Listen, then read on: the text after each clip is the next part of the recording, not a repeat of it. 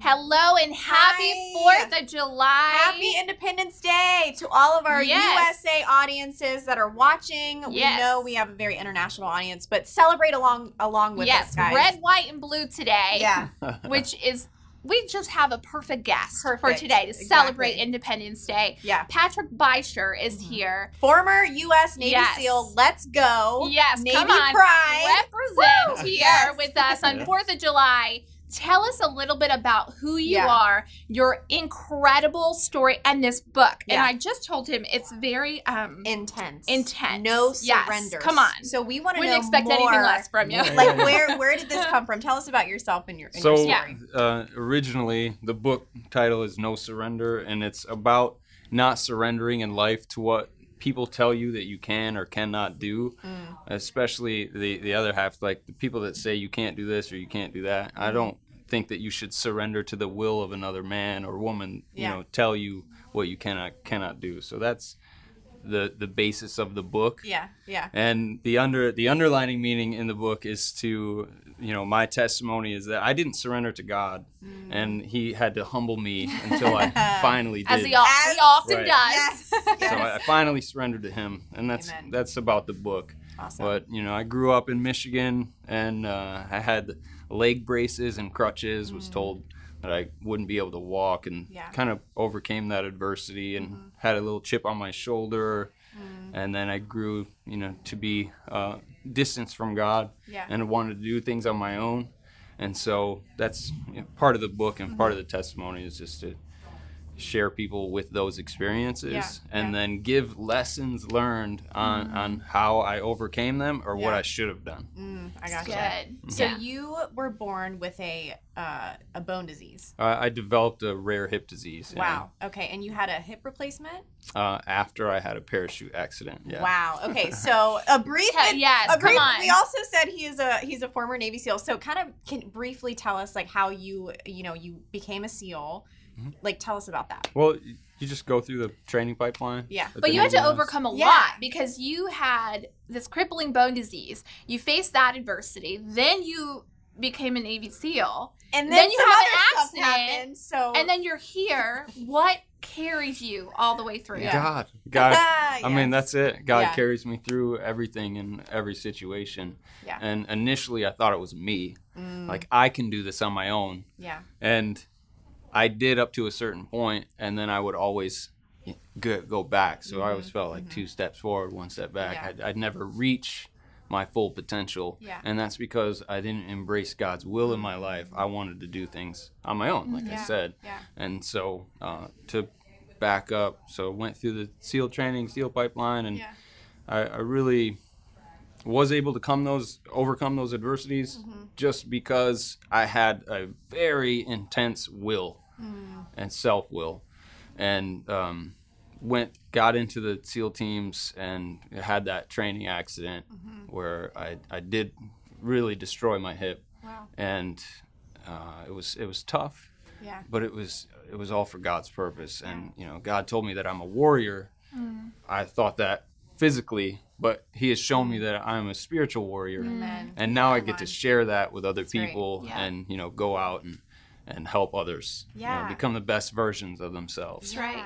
Tell us more. I mean, when did Jesus become the Lord of your life? Like when did that transformation come about? I finally surrendered on a bench before I was talking to my surgeon, who told me that I wouldn't be able to be a SEAL anymore. Wow. And that I would have to transition out of the Navy or, cross rate, which is like become a chef or something. Yeah. So that's when I surrendered my will to His on a bench. I think it was 2009. Wow. Yeah. And He showed up since. Right. Yeah. Yeah. And the good thing is, like, I followed that path, and I'm not deviating from it now. Yeah. And so God has opened up so many more doors in my life now that I'm in line with His will. So I know what happens when you go out from that. Yeah. And it might be good, or you might think it's good, but it's not the best that it could possibly be. Come on, preach it. Yeah, exactly. His will is You always live the and you best learn, will. and He's lived and He has learned. Yes. So He's got some testimony. And some practical tips, right? I mean, Yes. we're learning from your walk. I mean, this is a very faith family and finding your way, no surrender. What is it that you hope people reading this book take away from it? Mm-hmm. Well, number one, I hope that they can relate to me so that I'm not just preaching to them or just telling them how to live their life, but to say, hey, you can gain wisdom from this as opposed to going through life and going through those adversities on your own. You don't have to do it on your own. You can rely on other people, other mentors. You can accept that and move forward and hit it head on, but with God and not against him, because he wants to have that relationship with you. You know? So where are you at today? Like, you are a husband, you have a family. I do. That's awesome. Yeah. So what is on the horizon for you now? So now I consult with businesses, sports teams, companies, do like keynote speeches, and really reach out to that community that needs help or needs guidance, and I help them develop the right mindset, the right culture to overcome their flaws or the hump in the road that they can't get over or they need help with. I go in and I do that, and I also help other incoming Navy candidates that want to become SEALs, and I help them along that path as well. Which is perfect, because you've walked this journey. You've realized you can't do it on your own. No, you cannot. And so you're on the other side, and you get to kind of discreetly walk other people, through the same journey to maybe even knowing the Lord for themselves. Which is really cool. Strategically, God placed you there. Yes, he did. It's neat. And it's not my doing. So that's great. God is strategic. He really is. Like, he uses every part of our lives, and you're completely a testament to that. So thank you so much for sharing your story. Guys, no surrender, faith, family, and finding your way. We're gonna there's gonna be a comment below right now for you to get the book. And then he's also gonna have an interview with Gordon, I believe, and Terry in a couple minutes. Awesome. In a couple minutes. Really quickly before you go, I'm just sitting here curious.